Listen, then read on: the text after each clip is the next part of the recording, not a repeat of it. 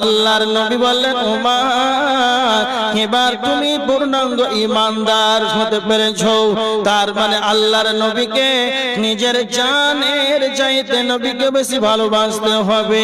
এবার আমাদের সমাজের ভিতরে কত বড় ঈমানদার রয়েছে, যেটা নবীজির সুন্নাত যেটা দাড়ি, সেই দাড়িটাকে যেন সেলুনকে যেন জবাই করে দেয়।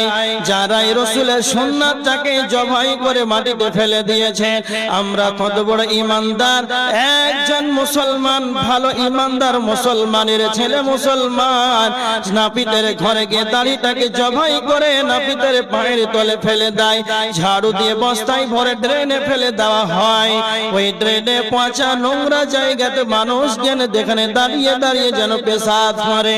তুমি কত বড় নবীজির প্রেমিক, নবীজিকে কতটা তুমি ভালোবাসো, নবীজির দাড়ি সুন্নাত সেটাকে জবাই করে তুমি মাটিতে খোঁচার সুযোগটা দিয়ে দিলে, বস্তায় ভরে জানো ড্রেনে যখন ফেলে দেওয়া হয় সেই জায়গাতে মানুষ সেখানে দাঁড়িয়ে দাঁড়িয়ে পেশাব করে। তার মানে নবীজির সুন্নাতটাকে তুমি প্রত্যাখ্যান করে দিলে। আল্লাহর নবী বলেছেন ফামান রাগিবা আন সুন্নতি ফালাইসা মিন্নি, যে আমার সুন্নাতকে প্রত্যাখ্যান করে দেয়, যে আমার সুন্নাতটাকে যে বাদ দিয়ে দেয়, ফালাইসা মিন্নি, সে আমারই যেন দলভুক্ত নয়। আপনি কতটা নবীজির প্রেমিক। আল্লাহর নবীকে ফ্রান্সের মাটিতে যেন অপমান করা হয়েছে, নবীজিকে নিয়ে ফ্রান্সের মাটিতে ব্যঙ্গ করা হয়েছে।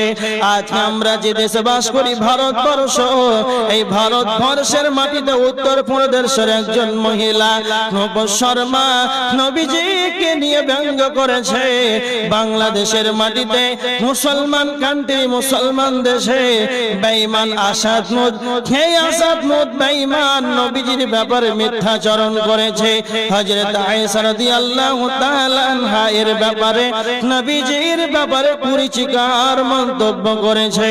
এবার দেখেন ভারতের মাটিতে নবীজিকে নিয়ে ব্যঙ্গ করা হলো, বাংলাদেশের মাটিতে নবীজিকে নিয়ে ব্যঙ্গ করা হলো, ফ্রান্সের মাটিতে নবীজিকে নিয়ে ব্যঙ্গ করা হলো।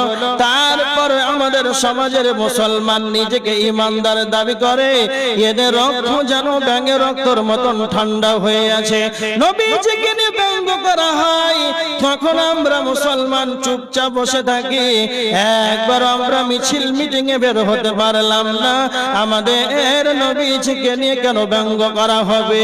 আমরা মুসলমান, আমাদের ঠাট্টা রক্ত পাক না পাক নয়, আমাদের পাক শরীর পাক রক্ত থাকতে, আমরা মুসলমান থাকতে নবীজিকে নিয়ে ব্যঙ্গ করা হবে? আমরা তো একবার মনটাকে ভারাক্রান্ত করলাম না, মনটা মলিন হলো না, তার মানে নবীজিকে নিয়ে ব্যঙ্গ করা হবে। তারপরে যদি আপনার দুঃখ না হয়, মনটা যদি মলিন না হয়, ভারাক্রান্ত না হয়, তাহলে আপনি বলেন নিজের অন্তর থেকে আপনি ভাবে এখনো আপনার ঈমানদার হতে পারেননি। এই জন্য আল্লাহর নবী বলেছেন লা ইউমিনু আহাদুকুম হাত্তা আকুনা আহাব্বা ইলাইহি মিন ওয়ালিদিহি ওয়া ওয়ালাদিহি ওয়ান নাসি আজমাইন। খুব ভালো করে শুনে, তার মানে আলোচনা করছিলাম ঈমানদার যে হবে সে বন্ধুত্ব করবে ঈমানদারদের সাথে, যারা পাঁচ ওয়াক্তের মুসাল্লি, যারা ভালো মানুষ। ঈমানদার যে হবে সে নিজে জাহান্নাম থেকে বাঁচাবে, তার যেগুলো ছেলে মেয়ে আছে, তার অধীনস্থ যেইগুলো আহাল পরিবারে, তার স্ত্রী, তার ছেলে মেয়ে যারা আছে তাদেরকে জাহান্নাম থেকে বাঁচাবে। তারপরে কি হবে? যেই মুমিন হবে, আল্লাহ রাসূল বলছেন সবচাইতে বুদ্ধিমান মুমিন সেই আকসারুহুম লিল মাউতি যিকরা, সেই ব্যক্তি বেশি বেশি করে মওতটাকে স্মরণ করবে। বুদ্ধিমান মুমিন সেই যেই ব্যক্তি আল্লাহ রাসূলকে সবচাইতে বেশি ভালোবাসবে। এরপরে দেখেন, যদি কালে আপনি এইগুলো ফলো করেন, মেনে চলেন, প্রকৃত পক্ষে যদি আপনি ঈমানদার হন, তাহলে আপনারই তো সম্মান রয়েছে। সূরা মুনাফিকুনের 8 নম্বর আয়াতে আল্লাহ বলেছেন তিনজনের সম্মান রয়েছে, আল্লাহ এবং রাসূলের এবং মুমিনের তিনজনের সম্মান রয়েছে। এই তিনজনের সম্মানকে কেউ কোনোদিন বেইজ্জতি করতে পারেনি আর পারবে না। কতটা মুমিনের সম্মান রয়েছে। মুমিনের নিকটে যখন মালাকুল মউত আসবে, প্রত্যেকটা প্রাণীর প্রত্যেকটা সম্প্রদায়ের জন্য আল্লাহ নির্ধারিত সময় রেখেছেন।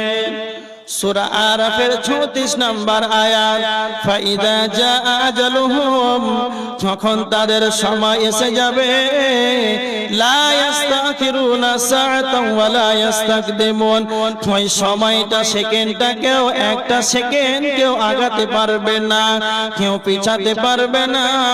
সূরা লুকমানের ৩৪ নম্বর আয়াতের ভিতরে আল্লাহ বলেছেন, ওয়া মা তাদরি নাফসুম বিআইয়ি আরদিন তামুত, কে কোন দেশে মরবে জায়গা নির্ধারিত রয়েছে।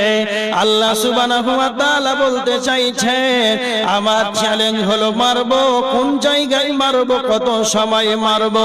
তার মানে যখন মানুষের শেষ সময় যখন চলে আসবে, মুমিন যখন শেষ বয়সে উপনীত হবে, মুমিনের নিকটে যখন মালাকুল মউত আজরাইল আসবে, সুন্দর চেহারা নিয়ে মালাকুল মউত ঈমানদারের নিকটে হাজির হবে।